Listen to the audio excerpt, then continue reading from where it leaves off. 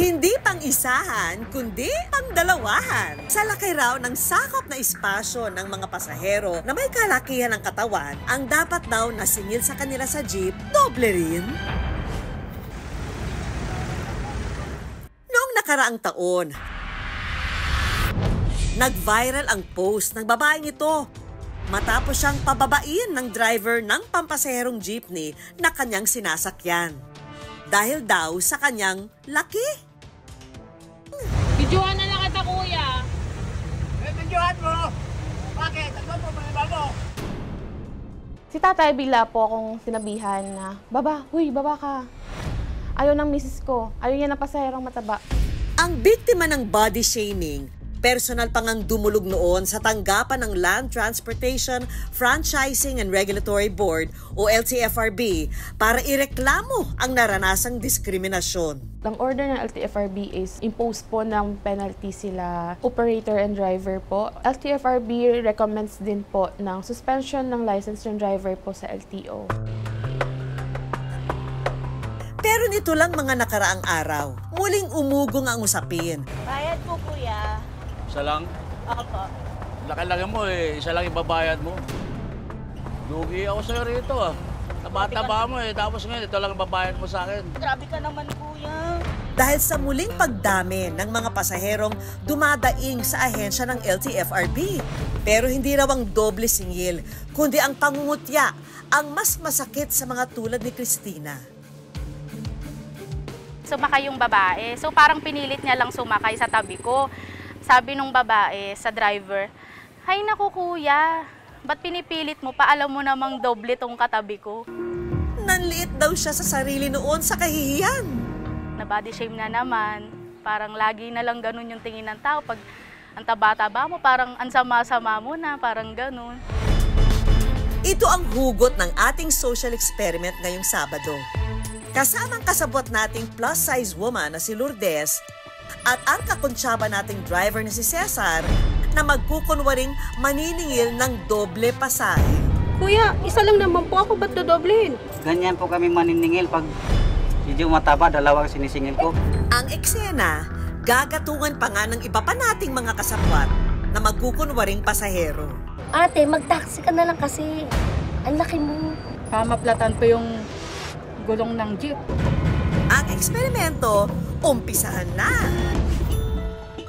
Ang unang target, ang lalaking sumakay sa jeep na sinundan pa ng pasaherong ito.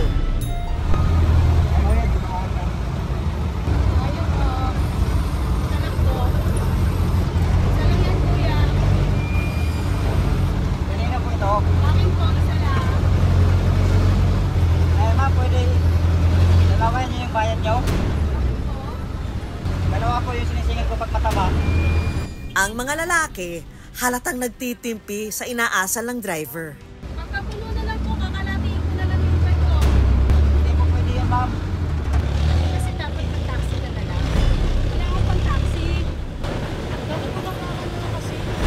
Eto, at umarangkada na ang ating target.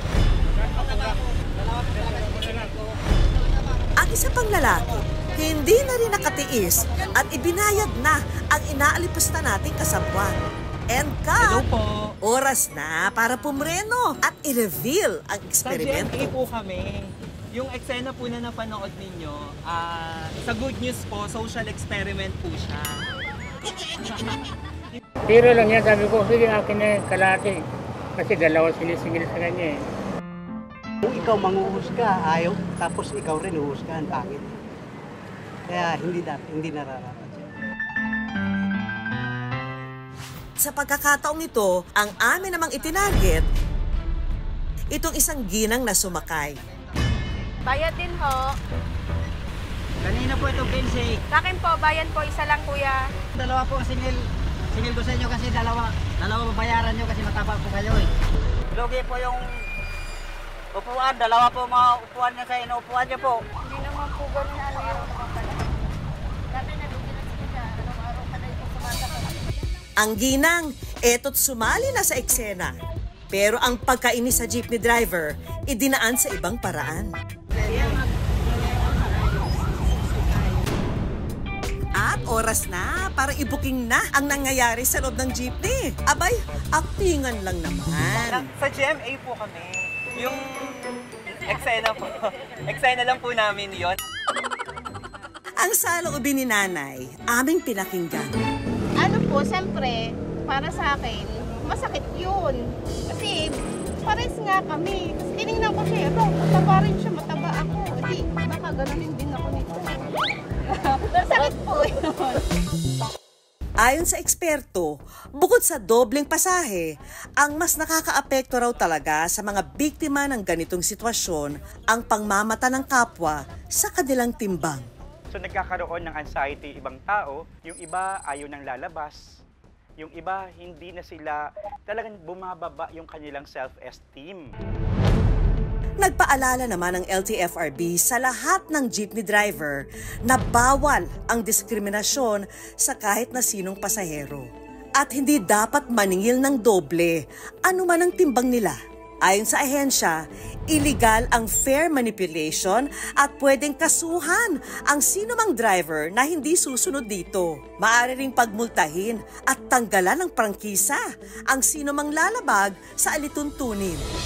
Samantala, si Christina may mensahe sa mga taong nangmamata sa timbang ng iba. Huwag na lang pong laitin kasi hindi nyo po alam may mga nakakaranas sila ng mga depression, ganyan. Hindi nyo rin po kasi alam yung pinagdadaanan ng tao. Ang pakikitungo sa kapwa naway matutuhan nating timbangin ng may puso. Dalawa babayaran nyo kasi matapang po kayo. Dahil ang tunay na pamantayan ng pagkatao ay hindi ang panlabas na anyo.